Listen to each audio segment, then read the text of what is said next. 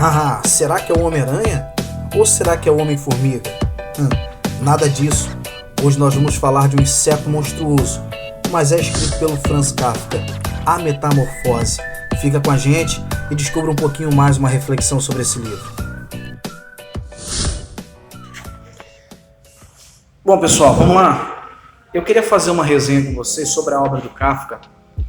E o livro ele é cativante e ao mesmo tempo é perturbador. O livro do Kafka vai tratar uma crítica sobre os relacionamentos familiares. O que é interessante que o Kafka coloca como ponto de partida é o seu personagem principal, Gregor Samsa, que depois de uma noite de sono conturbada, ele acorda metamorfoseado em um inseto gigantesco.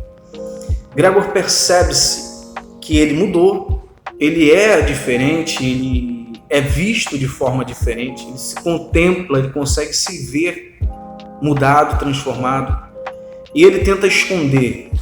Quando ele percebe que ele é uma outra pessoa, é um ser diferente, ele tenta esconder. Ele sabe que ele é grotesco, ele sabe que ele é desprezível, nojento, porque é essa aparência que Kafka tenta trazer nas observações muito bem alinhadas. Mas chega um momento em que Gregor não consegue mais se ocultar e ele precisa se mostrar, ele precisa da compreensão da sua família. E o que ele tem? Como que o ser humano, o homem, pode aceitar conviver junto com um inseto? Gregor Samsa, ele era caixeiro viajante e ele que sustentava a sua casa, recebia muito bem, dando um conforto para toda a sua família. O seu patrão chega a procurá-lo porque ele não foi pegar o trem que estava programado no horário correto e ele perde esse trem. Então o seu patrão, o gerente da sua empresa, vai atrás dele para saber por que ele está fugindo dos seus compromissos. Gregor está impossibilitado de trabalhar. Ele está numa condição de transformação e ele precisa se amostrar. A família não entende, porque a família também o vê como ele se entende. Ele se entende que ele é um inseto e a família percebe que esse inseto não pode ter espaço dentro daquela casa e ele começa sendo tratado com hostilidade. A princípio, a casa que era tão grande para Gregor agora se resume só num quarto. É uma crítica muito bem feita de alguém que se transformou, se entende diferente das outras pessoas. Quem sabe seguir um ponto de partida de raciocínio para outros caminhos e agora está sendo hostilizado. Alguém talvez que resolveu por optar em alguma religião, alguém que resolveu optar por uma sexualidade, alguém que resolveu optar talvez por uma ideologia política e ele agora passa a não ser mais um ser humano comum. E é o que a crueldade do ser humano, a hostilidade, a frieza, e isso pode ocorrer dentro de uma casa. Sobre a solidão. Porque a solidão ela não está baseada na ausência de pessoas. E muitas das vezes a pessoa pode se sentir só, mesmo estando rodeado de outras pessoas.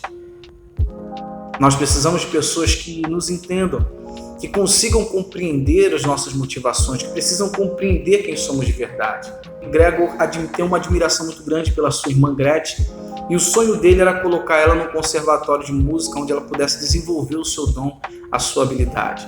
Uma vez que Gregor agora está incapacitado de trabalhar por causa da sua transformação, a casa passa por grandes mudanças financeiras. Eles são obrigados a procurar trabalho e Gretchen também começa a trabalhar.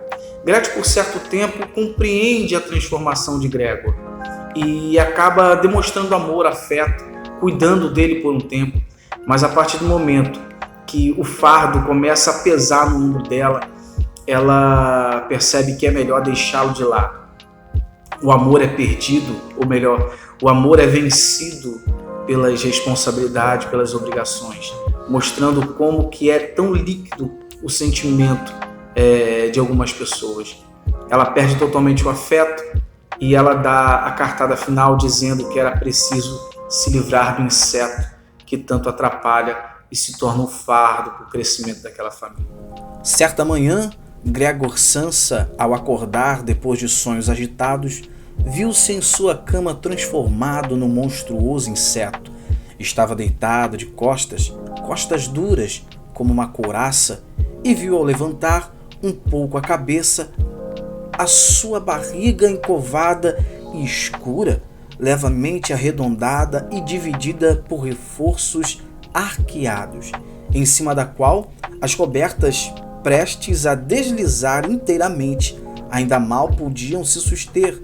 Suas numerosas pernas, lastimavelmente franzinas em comparação com o tamanho dele, se agitavam desesperadamente diante dos seus olhos. Você vai perceber que na Metamorfose, Kafka traz um texto que cativa e prende o leitor na veracidade dos fatos.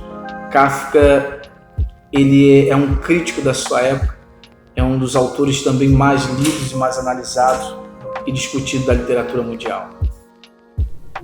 Para entender um pouco melhor sobre esse livro, a gente precisa analisar também como foi a vida desse autor para compreender as suas motivações numa trajetória conturbada que ele passou na sua época.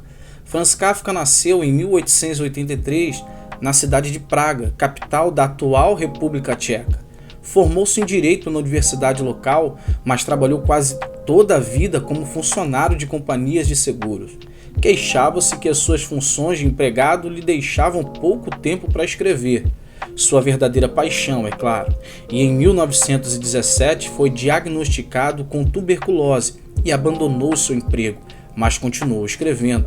Internado num sanatório nos arredores de Viena, veio a falecer dessa enfermidade tão terrível.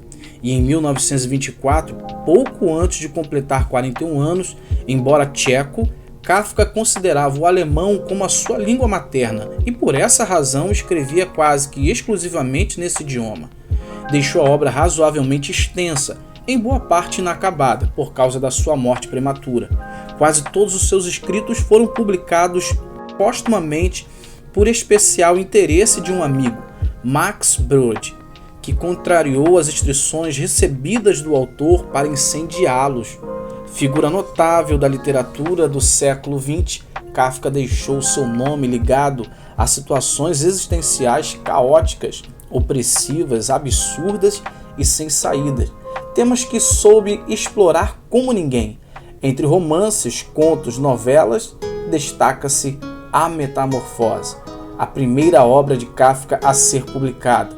Foi escrita em 1912 e veio a público no ano de 1915. Ela abre para o mundo a mente de um novo escritor que se compraz ao que parece em abordar o absurdo, o inverossímil, o lado inimaginável e aterrorizante da existência, com todos os seus desdobramentos e consequências na convivência dos seres humanos. Não é só o contraste que impressiona, é o humor negro que predomina. Queridos pais, disse a irmã batendo a mão sobre a mesa à guisa de introdução. Assim não pode mais continuar. Se vocês talvez não compreendem, eu compreendo. Eu não quero pronunciar diante deste monstro o nome do meu irmão. Portanto, digo somente o seguinte: devemos tentar nos desembaraçar dele.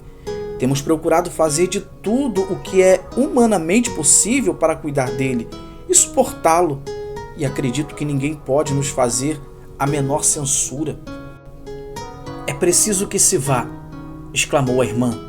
É o único meio.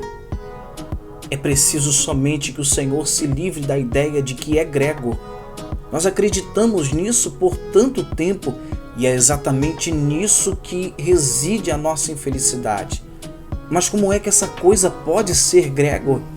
Se fosse ele, teria compreendido há muito tempo que o convívio de seres humanos com semelhante animal não é possível e teria partido espontaneamente. No auge da tensão, o bicho-homem morre, prenúncio da verdadeira libertação do imponderável e do surreal. Então é isso aí, galera. Eu espero que vocês tenham gostado. Esse foi o Consciência Lateral e quem sabe o que você precisa é conhecer algo que está um pouquinho mais ao seu redor. Fiquem com Deus e Até a próxima. Valeu!